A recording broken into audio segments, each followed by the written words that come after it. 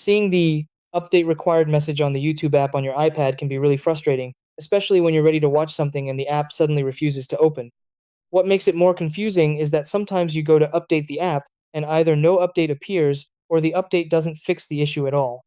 This usually happens due to compatibility problems, outdated iOS versions, or temporary glitches in the App Store or the app itself.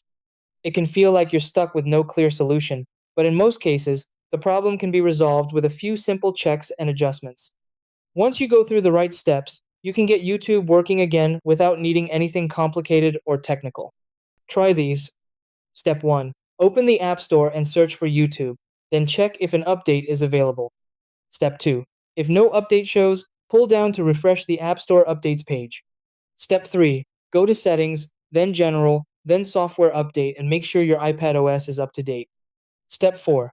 Delete the YouTube app from your iPad and reinstall it from the App Store. Step 5. Check your internet connection and switch between Wi-Fi and mobile hotspot if needed. Step 6. Restart your iPad to clear any temporary glitches.